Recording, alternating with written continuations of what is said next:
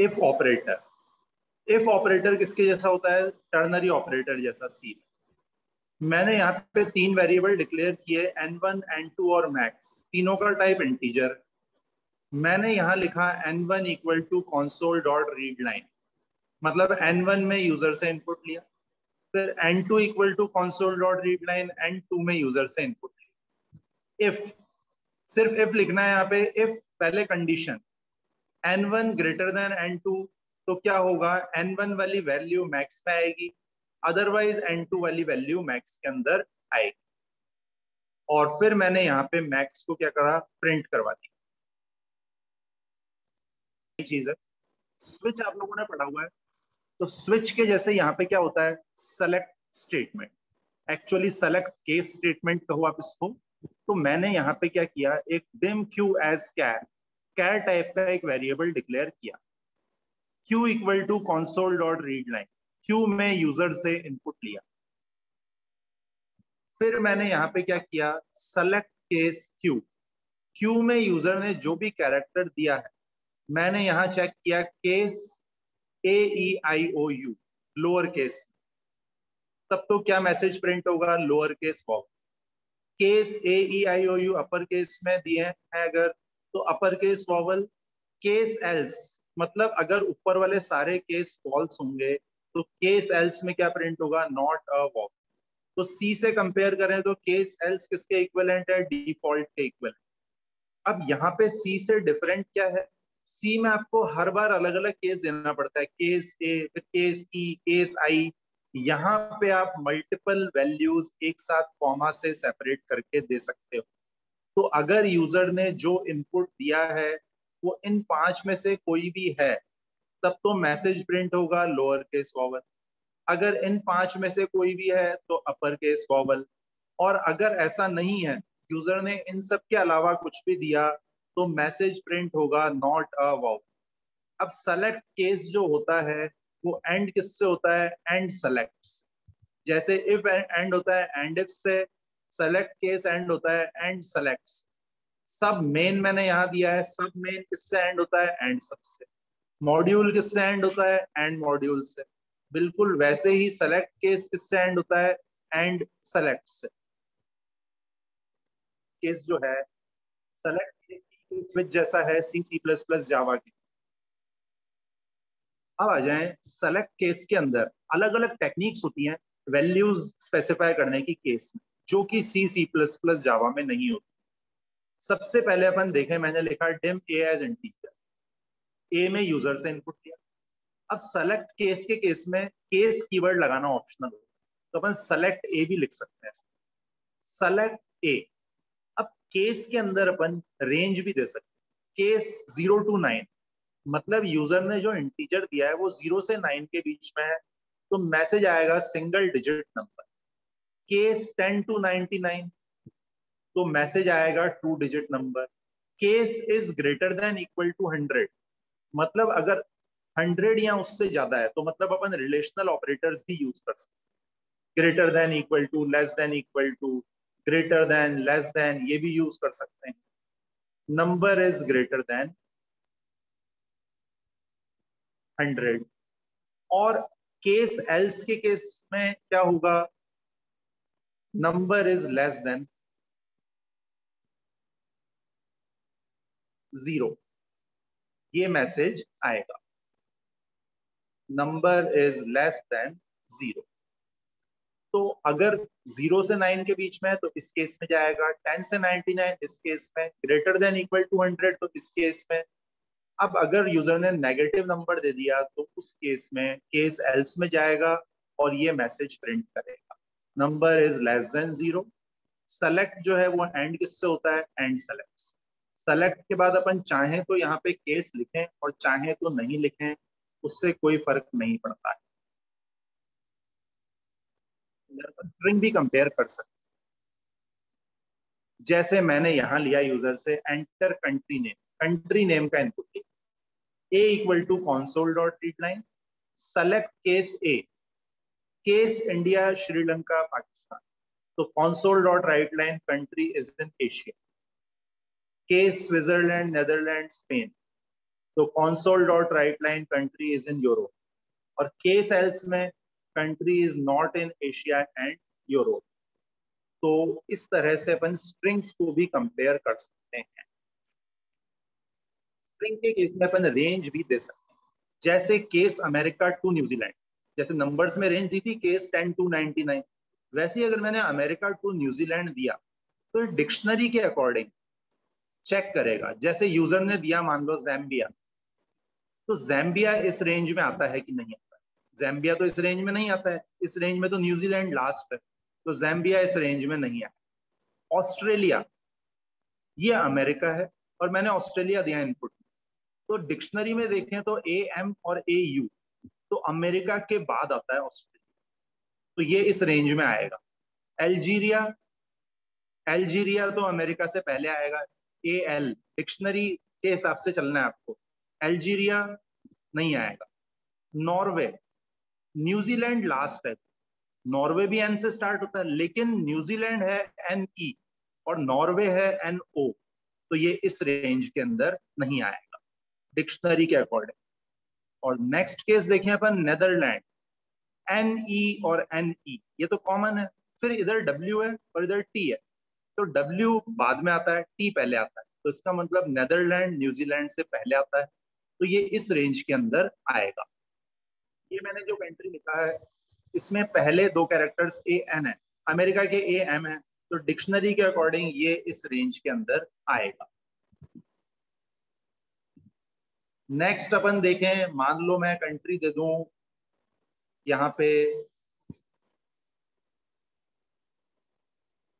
Malaysia, तो Malaysia और New Zealand, तो न्यूजीलैंड तो बाद में आएगा दिख ही रहा है, तो ये भी इस रेंज के अंदर आएगा।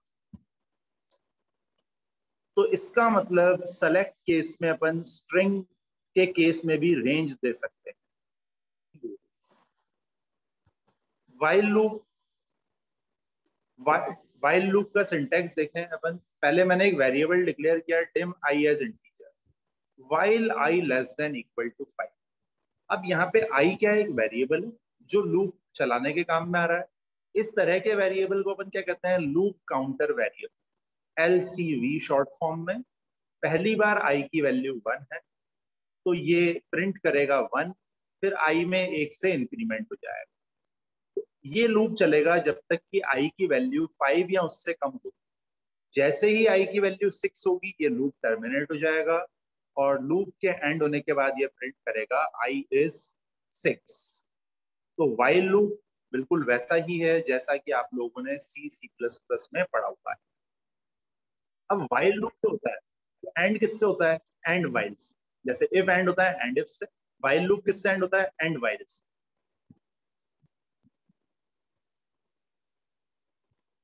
अब व्हाइल लूप के साथ में एक स्टेटमेंट यूज में आता है जिसका नाम है exit while statement. Exit while statement क्या करता है, ब्रेक स्टेटमेंट जैसा होता है, जो अपने C++ में ब्रेक स्टेटमेंट पढ़ा हुआ है उसके जैसा होता है एग्जिट व्हाइल स्टेटमेंट।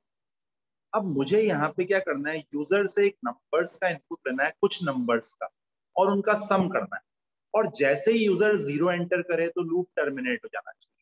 तो मैंने यहाँ पे एक नम वेरिएबल डिक्लेयर किया यूजर से नंबर का इनपुट लेने के लिए, एक सम वेरिएबल डिक्लेयर किया सम करने के लिए। इनफाइनाइट लूप चलाने के लिए अपन यूज कर सकते हैं व्हाइल ट्रू या व्हाइल 1, दोनों में से कुछ भी, व्हाइल ट्रू लिखें या व्हाइल 1 लिखें। यहाँ पे मैंने लूप में यूजर से नंबर का इनपुट लिया, अगर नंबर में 0 है तो ये लूप ब्रेक हो जाना चाहिए, उसके लिए काम में आता है एग्जिट व्हाइल स्टेटमेंट। तो जैसे ही यूजर ने नंबर में 0 दिया लूप ब्रेक हो जाएगा, और अगर ऐसा नहीं है तो जब तक यूजर नंबर्स एंटर करता जाएगा वो सम के अंदर ऐड होते जाएंगे, और फिर लास्ट में मैंने सम को डिस्प्ले करवा दिया। तो जैसे जैसे यूजर नंबर एंटर करेगा वो सम में ऐड हो जाएंगे, और जैसे ही यूजर ने क्या किया, नम में 0 दिया, नम में 0 होते ही ये लूप एग्जिट हो जाएगा। इसके लिए एग्जिट व्हाइल स्टेटमेंट लूप में आता है। इसमें बाय डिफॉल्ट VB.NET में 0 वैल्यू आ जाती है, तो आपको इनिशियलाइज करने की जरूरत नहीं है किसी भी टाइप के वेरिएबल को, सब में डिफॉल्ट वैल्यू होती है।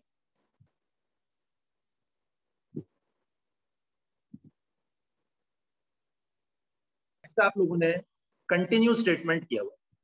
ब्रेक स्टेटमेंट से तो क्या होता है, लूप ब्रेक हो जाता है, आगे चलता ही नहीं है, तो उसके इक्विवेलेंट तो यहाँ पे एग्जिट व्हाइल स्टेटमेंट। अब कंटिन्यू स्टेटमेंट से क्या होता है, जो करेंटली जैसे ही कंटिन्यू स्टेटमेंट मिलेगा तो उसके बाद लिखे हुए स्टेटमेंट्स एग्जीक्यूट नहीं होंगे, वापस ऊपर जाएगा, अगर कंडीशन ट्रू होगी तो चलता रहेगा। तो जैसे कंटिन्यू स्टेटमेंट होता है सी प्लस प्लस में, वैसे ही यहाँ पे व्हाइल लूप के अंदर कंटिन्यू व्हाइल स्टेटमेंट होता है। अब इस प्रोग्राम को अपन समझें। dim I as integer equal to -3। I में क्या है, -3। while I less than equal to 3, मतलब -3 से लेके +3 तक चलेगा। -3, -2, -1, फिर 0, फिर 1, फिर 2 और फिर 3। तो ये 7 बार चलेगा लूप।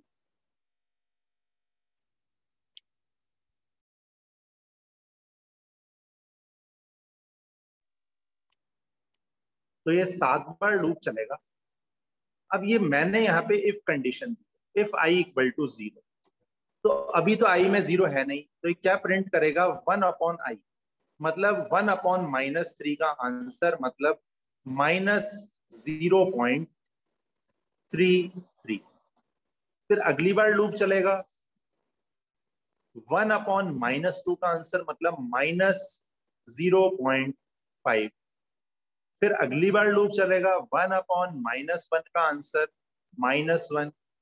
फिर नेक्स्ट टाइम लूप चलेगा, अब I में 0 हो चुका है।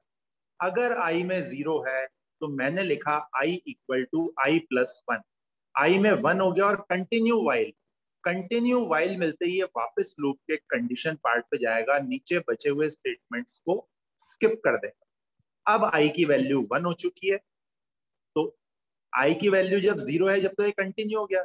जब I की वैल्यू 1 हो गई तो 1/1 का आंसर 1, फिर 1/2 का आंसर 0.5 और 1/3 का आंसर 0.33 ये प्रिंट होगा।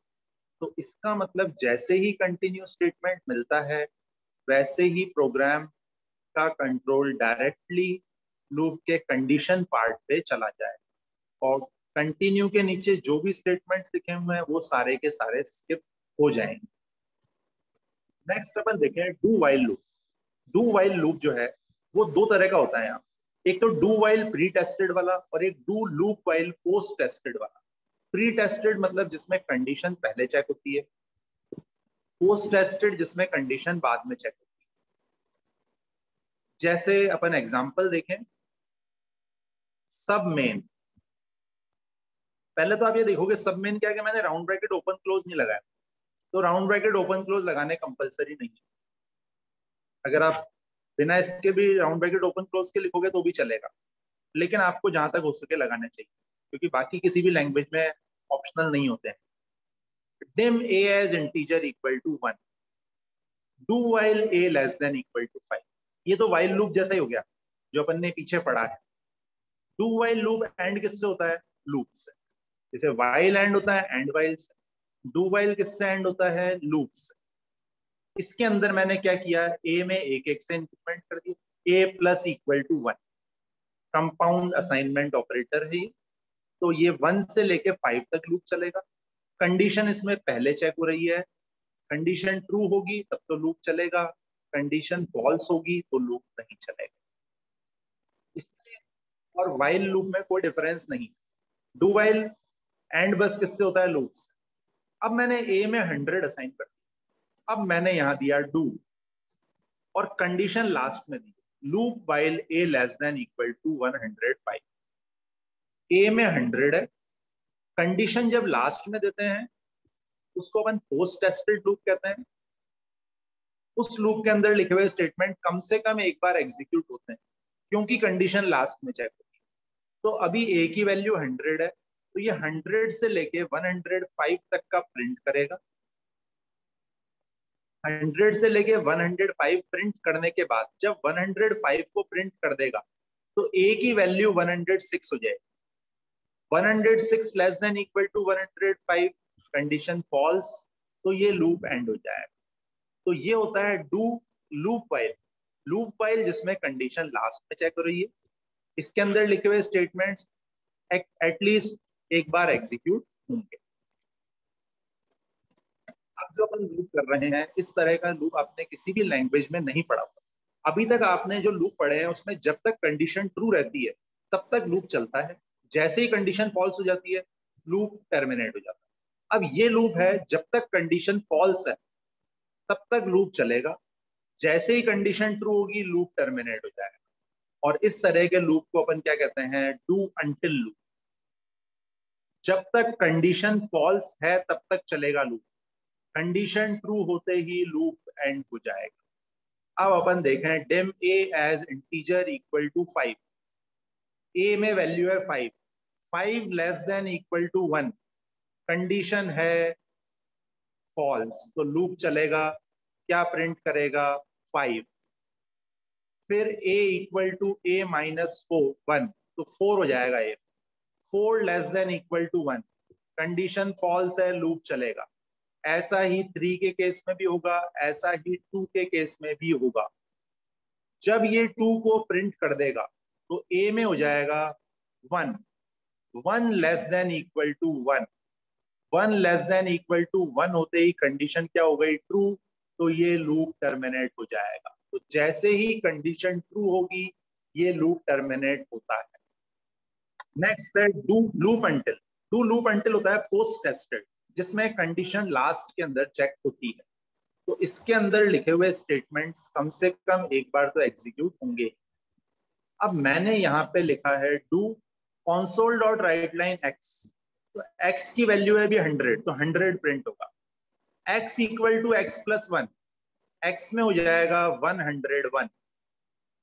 Loop until x greater than 102, 101 greater than 102, ये तो कंडीशन फॉल्स है तो लूप चलेगा, वापस प्रिंट करेगा क्या, 101, और फिर x में हो जाएगा 102, 102 ग्रेटर देन 102, ये कंडीशन भी फॉल्स है, वापस ऊपर जाएगा, प्रिंट करेगा 102 और x में हो जाएगा 103, 103 ग्रेटर देन 102, ये कंडीशन ट्रू हो गई।